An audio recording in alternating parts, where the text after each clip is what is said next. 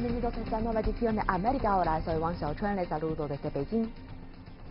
En esta nueva edición de América Ahora nos desplazaremos a Colombia.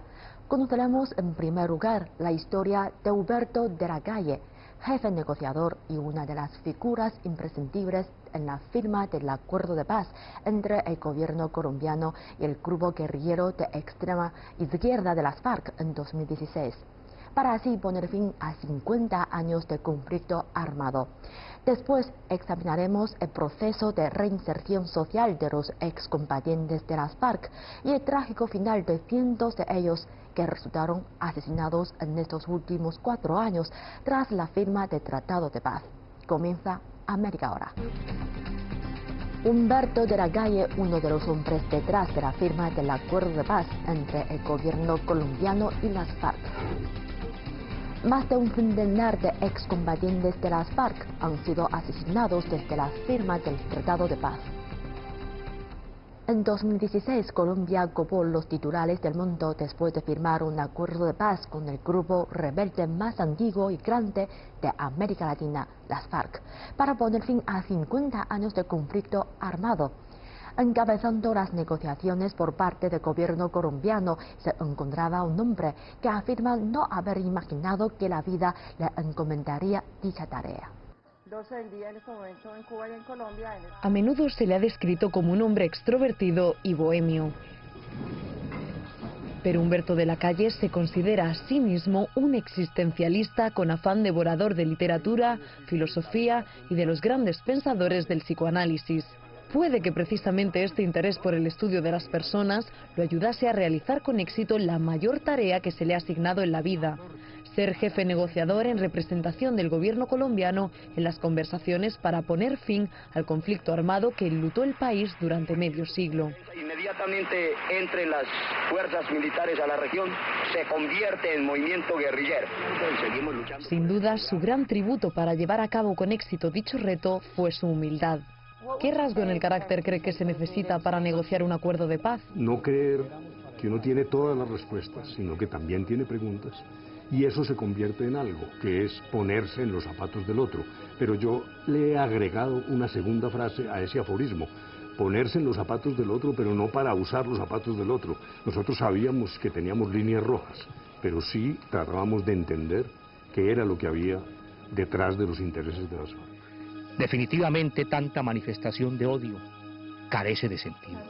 Humberto de la Calle es graduado en Derecho y fue vicepresidente de Colombia, ministro e incluso embajador antes de que en octubre de 2012 recibiese una llamada del entonces presidente colombiano Juan Manuel Santos. El jefe negociador, la persona que va a estar a la cabeza de estas negociaciones, va a ser el doctor Humberto de la Calle. Santos le asignó la tarea de liderar las conversaciones secretas con el grupo guerrillero más antiguo de América Latina, las Fuerzas Armadas Revolucionarias de Colombia, conocidas como las FARC. La misión tenía el objetivo de acabar con casi 5 décadas de guerra. Generalmente uno en esos casos dice, bueno, déjeme pensar un poco, pero era tal el compromiso y la importancia para Colombia que le dije de inmediato: estoy disponible. Prácticamente cerré mi oficina. Cuando llegué a mi casa yo tenía el temor de qué iba a decir mi familia, pero recibí el apoyo inmediato de mi esposa, de mis hijos, y bueno, fue así de sencillo, pero la razón es que siempre creí que era un paso fundamental para Colombia.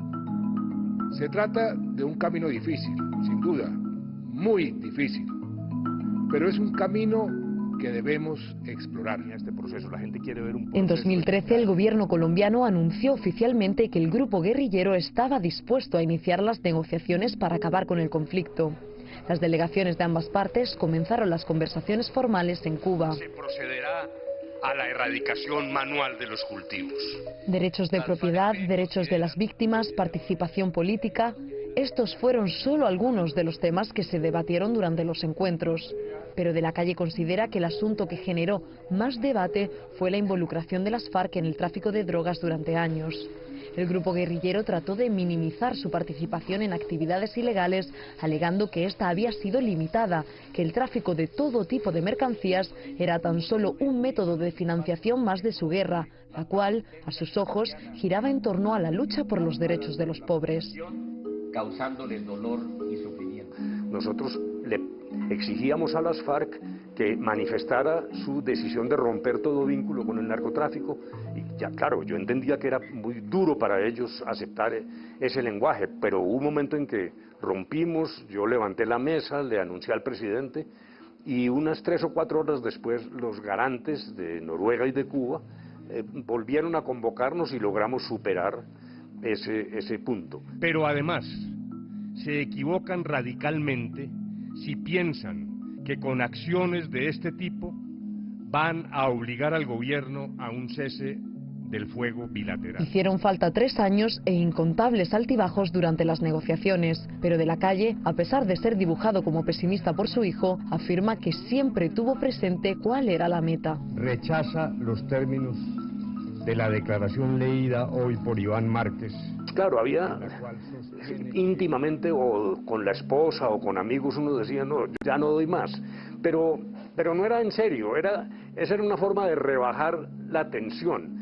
Era como una especie de tranquilizante para uno mismo, pero fuera de ese momento, dijéramos siempre, yo entendí que había que tener paciencia y persistir, insistir en un proceso que se alargó más allá de lo que creíamos, pero que era esencial para Colombia. ¿Qué te impulsó a perseverar y no rendirte? Fundamentalmente el propósito.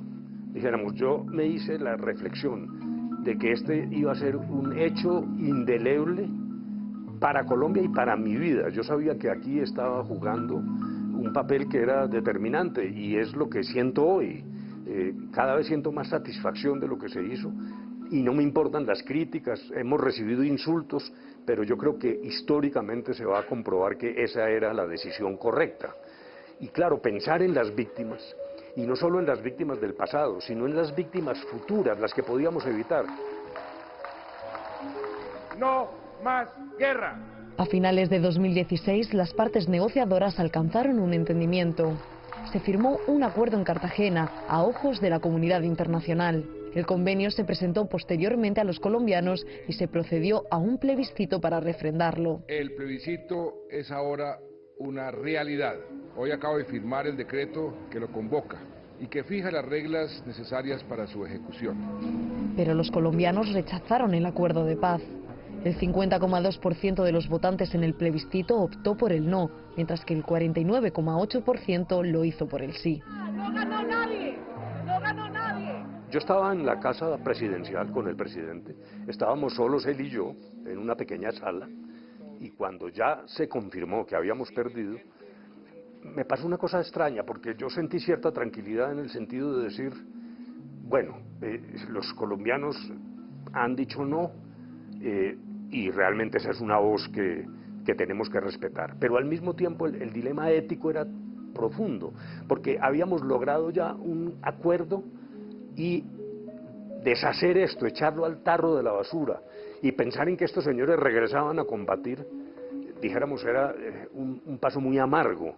Y éticamente por eso con el presidente se tomó la decisión de llamar a La Habana. Yo llamé a Márquez y le dije, tenemos que reabrir la mesa, entender que perdimos, tenemos que renegociar muchos puntos. Continuaré persiguiendo el objetivo de la paz en lo que resta de mi vida. A pesar de que la mayoría de votantes quería la paz, muchos sentían que el acuerdo era demasiado indulgente con los rebeldes, quienes estaban ensombrecidos por un historial de secuestros y asesinatos.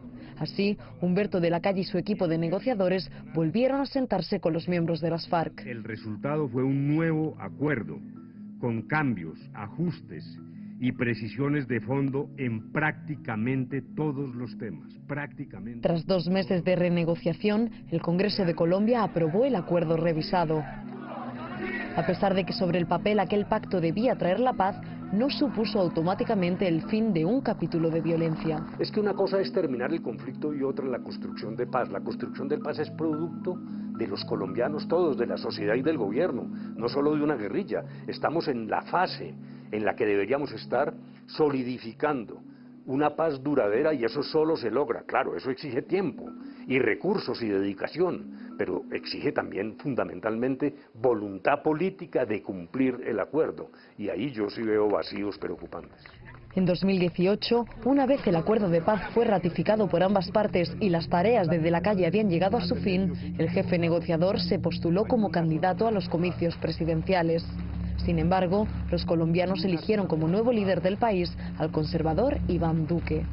Quiero gobernar a Colombia con el espíritu de construir y nunca destruir. He votado por Iván Duque. Iván Duque se presentó como protegido del expresidente Álvaro Uribe Vélez, un acérrimo opositor del proceso de paz. Durante su campaña electoral prometió que, en caso de salir electo, modificaría dicho acuerdo. Nosotros siempre hemos dicho que no vamos a hacer trizas los acuerdos. Y lo que hemos dicho es que la aproximación a modificaciones se hará sobre la base de la paz que una a Colombia, porque nosotros no podemos seguir divididos como país entre amigos y enemigos de la paz. Sin embargo, más de 2 años después, la administración Duque no ha sido capaz de modificar los pactos y a menudo se le acusa de haber entorpecido la implementación de los mismos. De la Calle opina que parte de los problemas de raíz del conflicto residen en los derechos territoriales, los cuales, a pesar de verse reflejados en el acuerdo, nunca han llegado a ver la luz. Hay personas aquí absolutamente indiferentes en Bogotá porque creen que el problema es el atraco callejero y no lo que pasa en las lejanías de Colombia. Ese es un error. Lo que pasa ya se traduce. Tenemos 7 millones de desplazados en las villas de miseria de las ciudades. Luego, el tema agrario es indiscutiblemente fundamental y allí yo no veo voluntad política real de lograr una reforma rural. Anunciamos al mundo que ha comenzado la segunda Marquetalia. En agosto de 2019, el antiguo comandante de las FARC y líder negociador Iván Márquez retomó la vía armada alegando sentir que el nuevo gobierno había traicionado el acuerdo de paz en cuyas negociaciones él mismo había estado presente. En un vídeo en el que aparecía junto a otro compañero negociador, Jesús Santrich hacía un llamamiento a entrar en una nueva fase del conflicto armado. De levantarse en armas contra la opresión.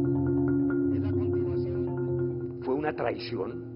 Me parece que es un acto inaceptable. Finalmente abandonó lo que él mismo había firmado y promovido al lado del señor Santrich. Por fortuna, el grueso de las FARC no se fueron a la disidencia. El grueso de las FARC, bajo la dirección ahora como partido político de Rodrigo Londoño, está firme en los territorios de concentración, en los planes de desarrollo. Luego dijéramos que el acuerdo, pese a que esa circunstancia fue terriblemente desgraciada. Yo creo que hubo distintas circunstancias.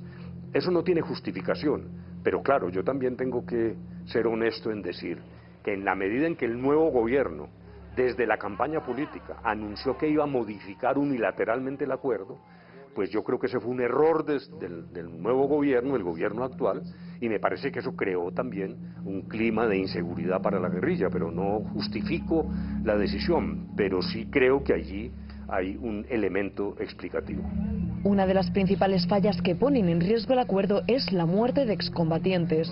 Desde la firma del Tratado de Paz en 2016, el partido político de las FARC ha denunciado la muerte de varios centenares de antiguos guerrilleros, una cifra que, según las estadísticas, continúa en aumento de manera exponencial. ¿A qué número de muertos debemos esperar antes de que usted, como jefe de Estado, de gobierno, decida recibirlos? Los líderes políticos de las FARC afirman que el gobierno no está tomando seriamente en consideración la seguridad de sus miembros.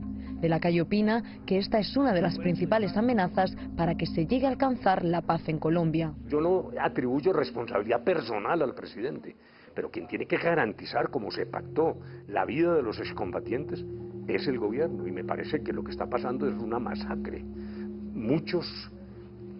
Decenas de excombatientes han sido asesinados y también han sido asesinados líderes sociales y defensores de derechos humanos, y esa situación es extraordinariamente grave. Ese me parece que es en este momento el punto más crítico, la mayor preocupación sobre la suerte futura del acuerdo. De la Calle continúa siendo un abanderado de la paz y la protección, tareas por las que lleva años luchando. Si bien ambas partes no pueden retroceder en el acuerdo, el jefe negociador considera que la pasividad hacia la implementación sí que puede suponer el final del mismo. Y todavía cierta resistencia social, sobre todo en una sociedad donde yo veo que la palabra clave, que es la reconciliación, aún no aparece. Hablamos de las armas, hablamos de los planes de desarrollo, hablamos de las normas constitucionales, pero el propósito final es reconciliarnos entre los colombianos, y esa tarea todavía está pendiente.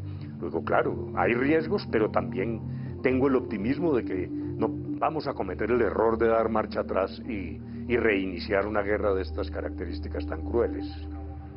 De la Calle, quien dedica la mayor parte de su tiempo al ámbito académico, ha publicado un libro recientemente. Su mayor orgullo es haber logrado dejar un legado a sus nietos, tratar de ayudar a construir un país en paz. Tengo 6 nietos y el menor de ellos, o uno de los menores, cuando fui a La Habana, me dijo: pero yo no entiendo, los guerrilleros son malos y tú vas a ir con ellos. Y le dije: sí, estás diciendo una realidad. Los guerrilleros son malos, no son los únicos, hay otros responsables, no solo las FARC. Pero precisamente voy a hablar con ellos para que no haya más guerra. Y él entendió, y ahora mis nietos viven tremendamente orgullosos de lo que yo he hecho. Incluso en sus colegios utilizan las carteleras para poner allí publicaciones sobre la paz y me han invitado a los colegios. Luego yo cuento con el orgullo de mi familia para lo que hice y eso es extraordinariamente satisfactorio y finalmente lo que quiero es que se recuerde eso de lo que fue mi paso por esta tierra, ¿no? Debemos transformar la energía de la guerra en energía de la paz. Todos unidos, unidos por el cambio, unidos para crear una nueva república. Muchas gracias. En 2016, Colombia puso fin a 5 décadas de conflicto armado con el grupo guerrillero de las FARC. Tras el alto al fuego, muchos de los excombatientes iniciaron un proceso de reintegración a la sociedad. Sin embargo, durante estos últimos 4 años, más de un centenar de antiguos integrantes de la formación han terminado sufriendo un trágico final. En América Ahora nos hemos desplazado hasta Colombia para informar sobre las muertes de algunos de los ex-guerrilleros después de que la nación latinoamericana abrazase el proceso de paz. Y muchas gracias por este tiempo. Quería honrar a mi hermano Rodolfo. Muchas gracias y una feliz noche. Durante los últimos años de su vida, Alexander Parra fue reconocido por enarbolar la bandera de la paz. A pesar de haber combatido durante 3 décadas como miembro del grupo guerrillero de extrema izquierda de las Fuerzas Armadas Revolucionarias de Colombia, las FARC, en su funeral tan solo se habló de perdón y reconciliación. Con él hablábamos y aún más dentro del proceso de paz. No hay que tener, no admitimos en el corazón rencores o odios, sino el lazo que nos encierra a todos con valentía para luchar por nosotros mismos y los demás. Que la paz no es que se haga, hay que hacerla.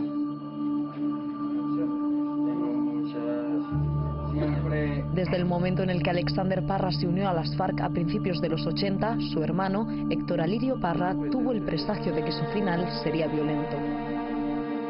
Porque yo, por ejemplo, pensaba mucho, en cualquier momento le dicen a uno, lo mataron, o está preso. Héctor Alirio nos cuenta que cuando el grupo guerrillero de las FARC firmó el acuerdo de paz con el gobierno colombiano, poniendo así fin a más años de conflicto armado, su hermano Alexander estaba listo para iniciar un nuevo capítulo alejado de la violencia. Pero el 24 de octubre de 2019 se paró en seco el compromiso de Alexander Parra con el proceso de paz. Parra fue asesinado en su casa, ubicada en el espacio territorial de capacitación y reincorporación, como se conoce a las zonas donde los excombatientes realizan reinserción. Unos hombres encapuchados allanaron su morada y le asestaron 6 disparos por la espalda. Los detalles sobre el arma de fuego que utilizaron fueron trasladados a la Fiscalía General de la Nación, la entidad a cargo de la investigación. Miembros del partido político FARC opinan que la muerte de Parra fue un crimen en el marco de la campaña electoral. Luz Marina Giraldo, quien iba a convertirse en su esposa a los pocos meses, se presentaba como candidata a las elecciones municipales que tendrían lugar unos días después. Mi esposo decía, la paz nace del alma, porque si nosotros no perdonamos a los que nos ofenden, seguimos en este círculo vicioso de odios y asesinatos, y sigo odiando y sigo asesinando. Paremos, por favor, ya este derramamiento de sangre en este país que ya se merece una oportunidad de paz, una oportunidad de que sean los hijos quienes entierren a sus padres, no al contrario. Según un informe de Naciones Unidas, desde la firma del acuerdo de paz en 2016 hasta noviembre de 2019, fueron asesinados 165 antiguos combatientes del grupo armado de las FARC. Pero el asesinato de Parra fue el primero dentro de una de las 24 zonas de reinserción que están resguardadas por la policía y el ejército colombianos. La Fiscalía General de la Nación se encarga de investigar las muertes de los exguerrilleros. Para junio de 2019, el 50% de los asesinatos habían sido resueltos. Las autoridades informaron que el 38% de los homicidios habían ocurrido a manos de grupos criminales como el ELN y disidentes de las FARC que no se habían unido al acuerdo de paz, motivados en la mayoría de los casos por ajustes de cuentas. Añaden que algunos de los asesinatos se perpetraron porque las víctimas se negaron a reincidir en la actividad criminal. Hay que reiterar que lo dijimos y lo seguimos diciendo, hay que reiterarlo, de que sabíamos que esto no iba a ser fácil, que esto nos iba a costar muy duro, que sabíamos y lo estamos viviendo que hay un sector de la clase dirigente que no nos quiere dejar a los colombianos que transitemos por los caminos de la reconciliación y de la paz. El último comandante en jefe de la estructura militar de las FARC, Rodrigo Londoño, comúnmente conocido por su apodo de guerra, Timochenko, asistió al funeral de Alexander Parra. Recuerda que Parra, con tan solo 16 años, formó parte del equipo de seguridad del líder principal de las FARC, Manuel Marulanda. Además, Rodolfo pues era un gran combatiente, en la guerra era un buen, incluso alcanzó a ser jefe militar en las unidades de Marulanda. Y a pesar de eso, a pesar de todo el tiempo que estuve involucrado en la guerra, cuando hicimos el acuerdo, fue uno de los que abrazó con mucho entusiasmo y con mucho optimismo.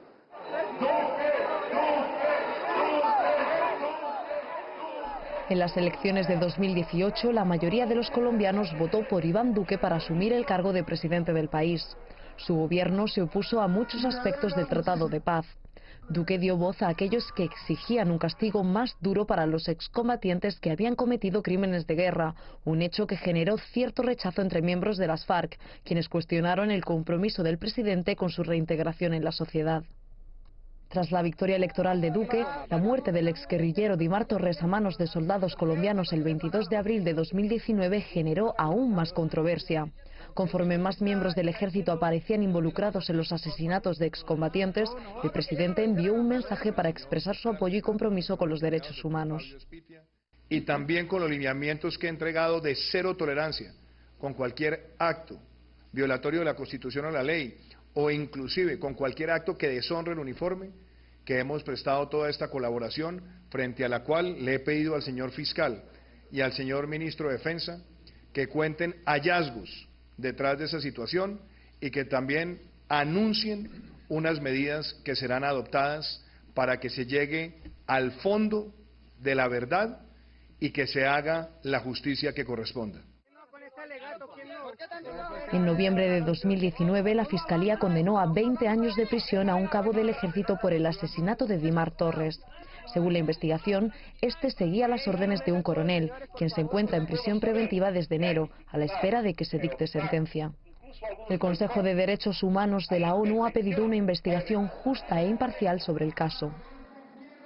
Que ha comenzado la segunda Marquetalia. Pero en agosto de 2019, Iván Márquez, el antiguo jefe del equipo negociador de las FARC en los diálogos de la paz de La Habana, apareció en un vídeo rodeado de una veintena de hombres y mujeres con fusiles en el que anunciaba que iniciaría una nueva etapa de lucha armada. En su proclama alegaba que el gobierno colombiano había traicionado el acuerdo de paz y entre la lista de reclamaciones se incluían los incesantes asesinatos de exguerrilleros. Timochenko y el partido de las FARC han condenado en varias ocasiones la vuelta a las armas y han reiterado su compromiso a continuar por la vía política y pacífica. No obstante, en una entrevista con CGTN, Timochenko mostró su preocupación ante las muertes de excombatientes y expresó su descontento con la respuesta recibida por parte del gobierno de Duque, la cual, considera, continúa siendo insuficiente. Es una respuesta muy pusilánime y que de verdad que no muestra ningún compromiso, incluso de insinuar que a muchos los están matando que porque andan en cosas ilícitas. Entonces habría que preguntarle, señor presidente, entonces ¿se instaura la pena de muerte en Colombia porque alguien de pronto está haciendo algo ilegal?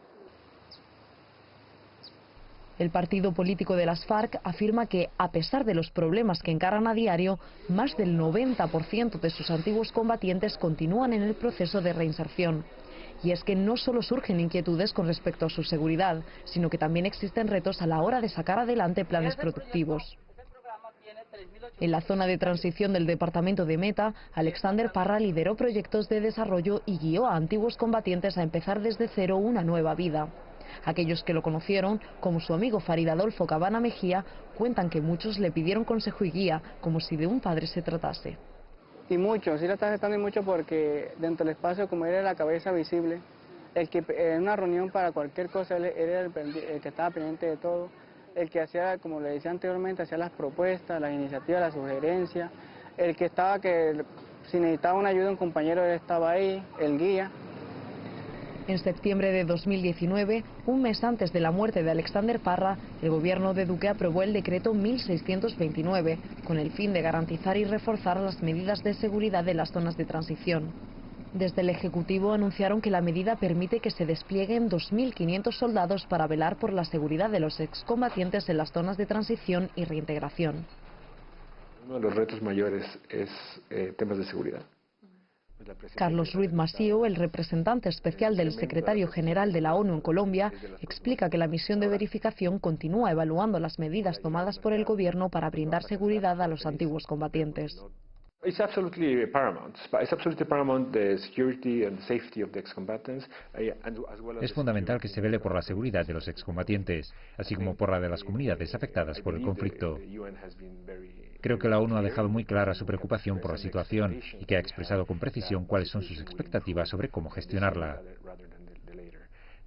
Esperamos que todo mejore lo antes posible, y una vez más recuerdo que tanto la ONU como el Consejo de Seguridad han realizado este llamamiento y han expresado su inquietud general por que mejore y se garantice la seguridad de los exguerrilleros, en primer lugar, pero también de la comunidad. La misión de verificación de la ONU en Colombia tiene el cometido de ayudar a que el gobierno y las FARC alcancen la implementación del acuerdo de paz.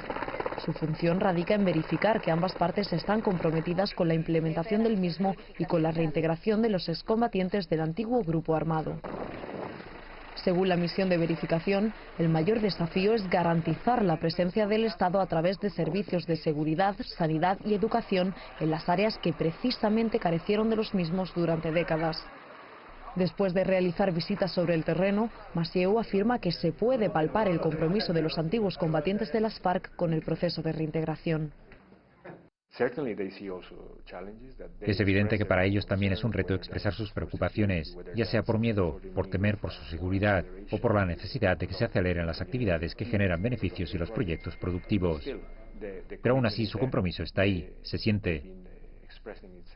Se han mostrado abiertos a aceptar estos términos y es precisamente esa actitud la que nos genera confianza para pensar que el proceso finalizará con éxito. La paz nace del alma. ¿Y saben por qué Rodolfo decía eso? Porque le pregunté por qué lo decía. Es simple, porque el alma es lo único que se El conjunto de hombres y mujeres que asistió al funeral de Parra estaba compuesto por personas que habían vivido la guerra muy de cerca, ya fuera en primera persona, como familiares de combatientes o incluso como víctimas. Aquel día, todos ellos escucharon las palabras de una mujer que, a pesar de su dolor, cree que el perdón es el único camino hacia la paz.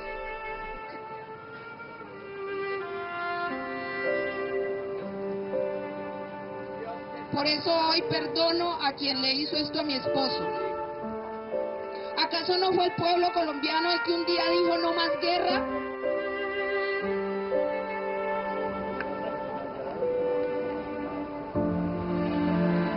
Es una semilla de paz.